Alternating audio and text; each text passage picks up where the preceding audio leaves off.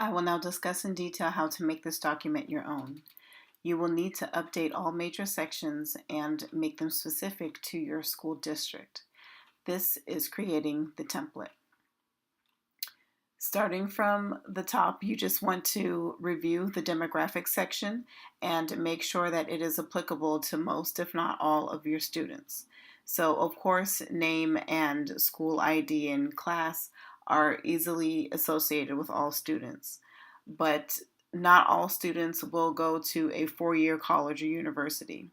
And so you definitely want to go here and make sure that that the information that is in the drop-down menu is applicable to all students, whether they plan on going to a four-year school, a two-year school, your city college, or a trade internship, a special education extended schooling, or if they just do not know at all and they don't have any option, you want to make note of that.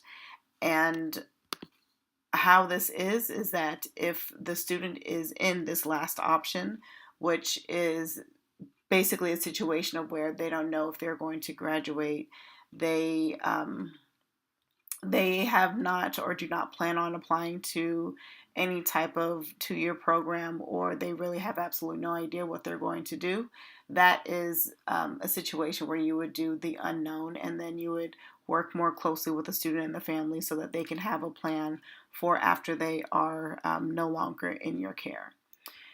And you can make changes to all of these drop-down menus. It's easily done by right-clicking, and then you are going to go to validation. List of items, just type in what the list of the items are, divide them by a comma, and that is how they will come out in the final product. So here's the first entry, then we have the second entry, comma, third entry, comma, and so on and so forth. I also do have it so that this automatically turns red when it is on the out of options or unknown, and all the other ones will remain white.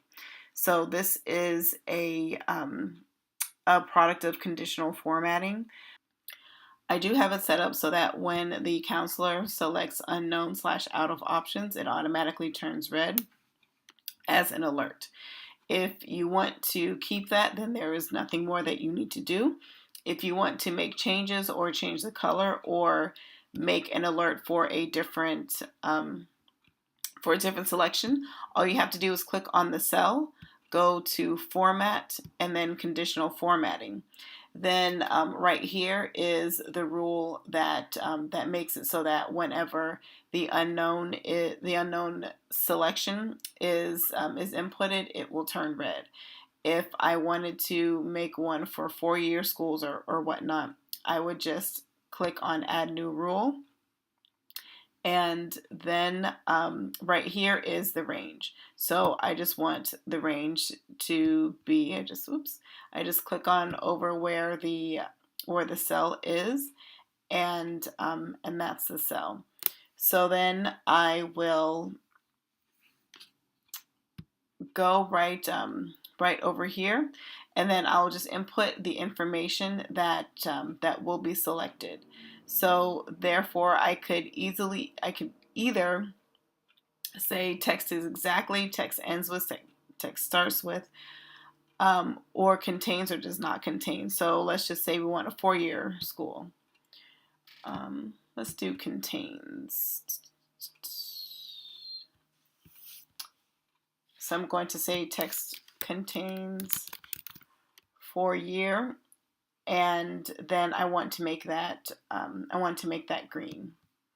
So I click done, and then if the student is going to a four-year school, then that automatically turns green. If I say that the student is going to a two-year school, it's going to be white.